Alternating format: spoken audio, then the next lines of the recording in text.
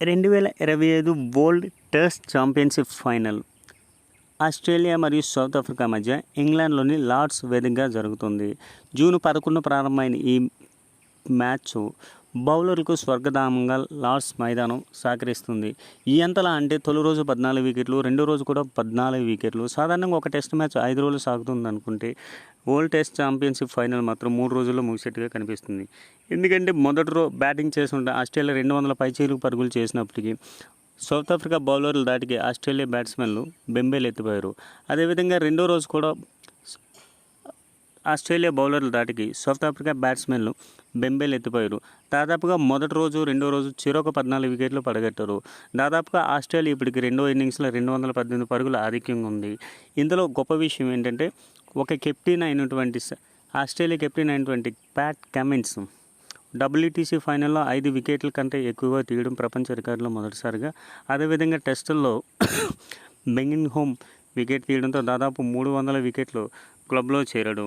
ఈ మ్యాచ్లో దాదాపుగా ఆస్ట్రేలియా సెకండ్ ఇన్నింగ్స్లో 100 పరుగుల్లోపే ఆల్అవుట్ అయ్యే పరిస్థితిలో ఉన్నప్పటికీ సౌత్ ఆఫ్రికా చేసినటువంటి స్లిప్పుల్లో Markram, Jansen and South Africa wicket keeper క్యాచ్లు నేలపాలు చేయడంతో అలెక్స్ క్యారీ మరియు స్టార్కు ఆస్ట్రేలియాకు అద్భుతమైన అభేద్యమైన ఇన్నింగ్స్ను సెకండ్ ఇన్నింగ్స్లో 218 పరుగుల ఆధిక్యాన్ని నిలిపారు.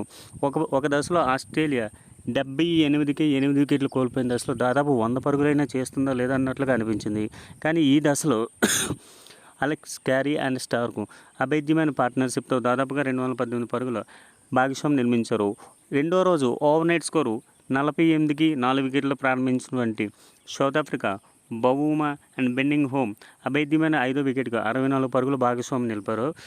64 భాగస్వామ్యం తర్వాత వచ్చినటువంటి బౌమా 36 పరుగుల వద్ద ప్యాట్ కమిన్స్కి అవుట్ అయ్యాడు. ప్యాట్ కమిన్స్ అయినటువంటి బౌమా అయినటువంటి బెన్నింగ్ హోమ్ కూడా 45 పరుగులు చేసి తను కూడా ప్యాట్ కమిన్స్కే అవుట్ అయ్యాడు. తో వీళ్ళిద్దరూ అవుట్ అవడంతో సౌత్ ఆఫ్రికా పతనం ప్రారంభమైంది. రెండో రోజు తీసినటువంటి మొత్తం 6 వికెట్లు కూడా ప్యాట్ కమిన్స్ ఖాతాలో చేయడం అత్యంత రికార్డు. ఎందుకంటే ప్యాట్ కమిన్స్ ఈ ఇన్నింగ్స్లో తన చివరి 6 వికెట్లు అత్యంత అద్భుతమైన బౌలింగ్తో 6 వికెట్లు తీసి 28 రన్స్ ఇచ్చి టెస్ట్ క్రికెట్ చరిత్రలో ఒక కెప్టెన్ మరియు ఆటగాడిగా అత్యంత అద్భుతమైన రికార్డును సాధించాడు. దాదాపుగా ఈ వికెట్తో బెన్నింగ్హామ్ వికెట్తో దాదాపు 300 వికెట్ల టెస్ట్ వికెట్ల క్లబ్లో ప్యాట్ కమిన్స్ చేరాడు. రెండో రోజు ప్యాట్ కమిన్స్ బౌలింగ్ ఆడడానికి ఆస్ట్రేలియా చాలా ఇబ్బంది పడింది.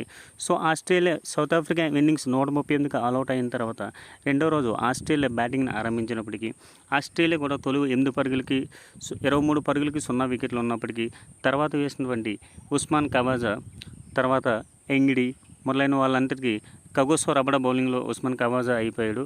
తర్వాత క్యామ్రాన్ గ్రీన్ కూడా రగడాకి 0కే అవుట్ అయ్యాడు. తర్వాత వచ్చిన లబూషాన్ అండ్ స్మిత్ ఆస్ట్రేలియా ఇన్నింగ్ను నిలబెట్టడానికి కాస్త ప్రయత్నం చేసినప్పటికీ తర్వాత వచ్చినటువంటి ఎంగిడి అండ్ స్మిత్ను ఇద్దరిని అవుట్ చేశాడు. దాదాపుగా మార్స్ లూబిసన్ 64 బంతులాడి 22 పరుగులు మాత్రమే చేశాడు. స్టీవెన్ స్మిత్ కూడా 25 బంతులాడి 13 పరుగులు చేసి ఆస్ట్రేలియా 48కి 4 వికెట్లు కోల్పోయింది.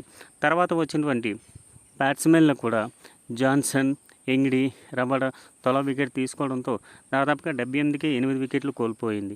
ఈ దశలో ఆస్ట్రేలియా 100 పరుగులు కూడా చేస్తుందో లేదో అనే సమయంలో సౌత్ ఆఫ్రికా ప్లేయర్లు వదిలేసిన క్యాచ్తో ట్రావిస్ హెడ్ కూడా 9 పరుగులతో అవుట్ అయ్యాడు. తర్వాత ప్యాట్ కమిన్స్ కూడా 6 పరుగులతో అవుట్ అయ్యాడు. 78కి 7 వికెట్లు కోల్పోయిన స్థితిలో వచ్చినటువంటి అలెక్స్ క్యారీ అండ్ మిచెల్ స్టార్కు సౌత్ ఆఫ్రికా ఫీల్డర్లు ఇచ్చినటువంటి క్యాచ్లను స్వర్గధామంగా ఉపయోగించుకుని అభేద్యమైన ఇన్నింగ్స్ను నిర్మించారు. సో ఈ మ్యాచ్లో సౌత్ ఆఫ్రికా విజయం సాధించాలంటే థర్డ్ డేలో ఫస్ట్ హాఫ్ అన్ అవర్లో ఆస్ట్రేలియా ఆటగాళ్లను అవుట్ చేసి 200 పైచిలుకుల భాగస్వామ్యాన్ని ఛేదించడం అంటే అంత ఆషామాషి కాదు. అన్నప్పటికీ ఈ మ్యాచ్లో విజయం సాధిస్తే తాము జోకర్లు కాదని నిరూపించుకునే అవకాశం సౌత్ ఆఫ్రికా ఉంటుంది. లేనట్లయితే ఎప్పట్లాగే ఫైనల్లో ఓడిపోవడం అనేది సౌత్ ఆఫ్రికా సర్వసాధారణంగా ఉంటుంది. ఈ మ్యాచ్